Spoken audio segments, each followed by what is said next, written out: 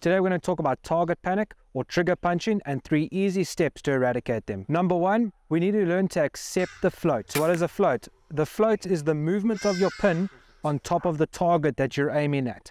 And this is what we need to learn to accept. It's almost impossible from Olympic archers down to our beginners. It's almost impossible to have that pin sit on it all the time. We need to learn to accept the float. This is 100% normal to see on your pin when it's going over your target. While you learn to accept the float, you need to start practicing that your attention always stays on your target. Although your pin is doing this around your focus point, you never want to lose focus or sight of the target you're trying to hit.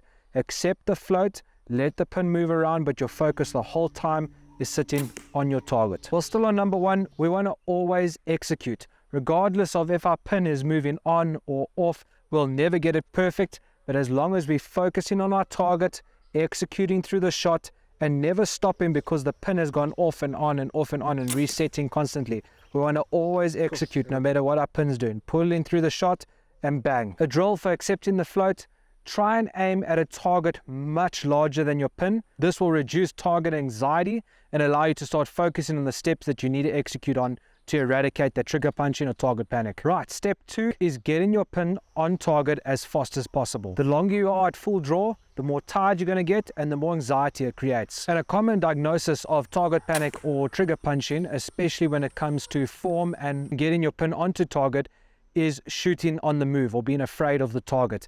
It's when you go at full draw, get your pin to the right, left, top or bottom of your target and slowly bring it in and bang, or from the right, slowly bring it in and bang.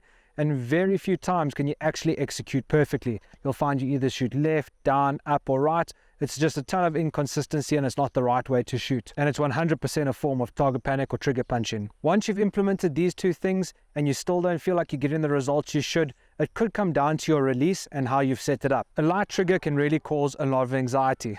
You might find that guys feel like they can't put a lot of pressure on it because it might go off, and so they tend to stand away from it, and then they slap it, which is a very strong form of target panic or trigger punching. What you want is to make your trigger slightly heavier and allow a gross movement action to activate the shot. My elbow is going backwards and towards the ground as I'm pulling through the shot, and it sets off the trigger. If you made it this far in the video, be sure to go show the channel some love and subscribe. Otherwise, shoot straight, stay safe, and get out there and hunt. Peace.